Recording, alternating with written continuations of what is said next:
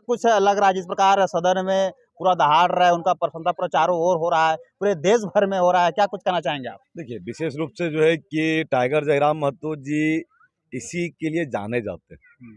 वो दहाड़ने के लिए जाने ही जाते हैं और उनसे छात्र का यही विश्वास था कि हमारे मुद्दों को लेकर के सदन में कोई दहाड़ेगा तो वो टाइगर जयराम महतो जी हैं और वो अपने कार्य को बखूबी कर रहे हैं। संपूर्ण छात्र जो है कि हम आज देखे अगर मैं सोशल मीडिया में देखा तो भाई देख रहा हूँ कि लगभग जितना मैं स्टोरी देख रहा हूँ सब में जो है कि टाइगर जयराम महतो जी का स्टोरी लगाया जा रहा है। सच है कि वो टाइगर जयराम महतो वहाँ दहाड़ रहे हैं, लेकिन ये भी होना चाहिए कि जो मुद्दा उठा रहे हैं उस पर सरकार को गंभीर होना चाहिए। और अगर नहीं गंभीर होंगे तो भाई हम लोग जितने जयराम जी के जो प्रशंसक हैं, जयराम जी के जो समर्थक हैं, हम लोग तो भाई आंदोलन पहले भी करते थे, अभी भी करेंगे, आंदोलन भरपूर तरीके से करेंगे और बेहतर आंदोलन होगा। जयराम महतो पर एक बड़ा आरोप लगाया गया और एक वीडियो वायरल हुआ है जिसमें आप देखेंगे कि आप पत्रकार को जिस प्रकार वे प्रकारते नजर आते हैं और डांटते नजर आते हैं, इस पर आपकी क्या प्रतिक्रिया है? और कई लोग टिप्पणी भी कर रहे हैं कि यह सही है, कई लोग कह रहे हैं गलत है, तो इस पर आपकी क्या राय है? देखिए, स्पष्ट रूप से जो है कि मेरे नजरिए से देखा जाए तो वास्तविक में जो है कि ये सही है। इसलिए सही है कि आप लोग जो है वो भारत के चौथे स्तंभ है, आप जो है लोकतंत्र के चौथे स्तंभ है, आप जो है कि सरकार के चौथे स्तंभ है। आपको जो भी दिखाना है निष्पक्षता के साथ दिखाना है। मैंने उनके फटकार के बाद जो है कि उस महोदय का मैं वीडियो देखने का प्रयास किया, तो वो जो है कि जितने वीडियो को डाले हैं वो चाटुकर्ता टाइप से डाले। मैंने सब देखा भाई कि सरकार का चाटुकर्ता करते हुए, और अगर वास्तविक में देखा जाए एक सच्चे पत्रकार का कार्य है सरकार को आईना दिखाना, और आप अगर चाटुकारिता करते हैं तो ये गलत है। जयराम महतो जी क्या बोले कि आपको सवाल करना है तो जाकर के आप सवाल कीजिए सरकार से। भाई तो हम तो विधायक बनकर के आए, हमसे आप सवाल क्या कर रहे हैं? और हाँ, मान लीजिए कि अगर देखा जाए जिसमें उनका चुनाव चल रहा था, जिसमें हम लोग का चुनाव चल रहा था, भाई कुछ लोगों को छोड़ करके बाकी कोई तो कवरेज करने के लिए नहीं आया। सच्चाई है। अगर मान लीजिए कि अभी जब बात आ रहा है तो आप कवरेज कर रहे हैं, ठीक है। रही बात है कि मैं पत्रकारों का सम्मान करता हूं, हमारी पार्टी पत्रकारों का सम्मान करती है, लेकिन हाँ, अगर आप चाटुकारिता करेंगे, आप जो है कि विशेष पक्ष के लिए काम करेंगे, सरकार के लिए काम करेंगे, तो हम लोग सरकार के साथ साथ सबको आईना दिखाने का प्रयास करेंगे, चाहे वो पत्रकार क्यों ना हो।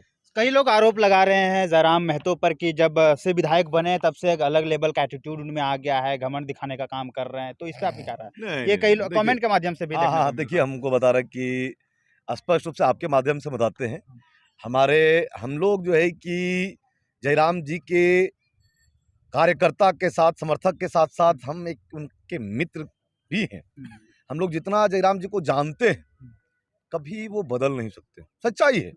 अगर जयराम जी गुस्सा हुए हैं, संपूर्ण वीडियो हम लोग के पास नहीं उपलब्ध हो पाया है, मैं देख करके बताऊंगा, इसमें विशेष कहीं ना कहीं के कारण रहा होगा।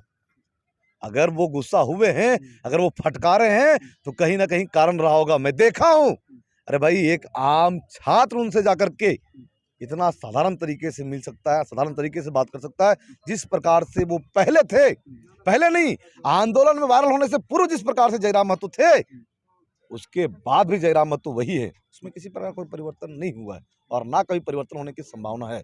वो न्याय के खिलाफ पहले भी थे, न्याय के खिलाफ अभी भी रहेंगे। जो चाटुकारिता पर जो उनका गुस्सा पहले भी आता था, गुस्सा अभी भी आना है और गुस्सा आना उनका जायज है।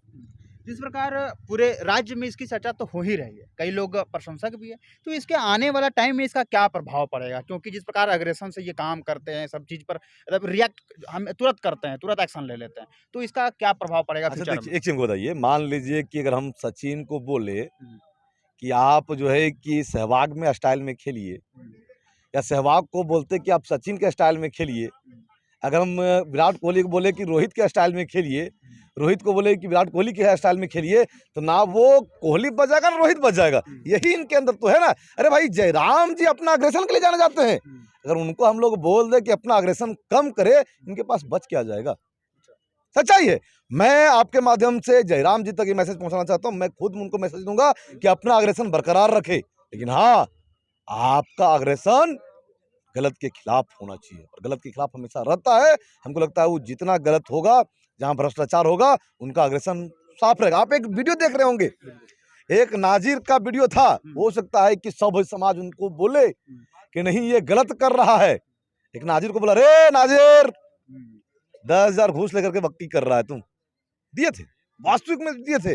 भाई जो गरिमा वाले बोलेंगे कि नहीं ये अपना मर्यादा खत्म कर रहे हैं, अरे बाप मेरे, यही मर्यादा खत्म करने के चक्कर में तो इतना भ्रष्टाचार फैला है।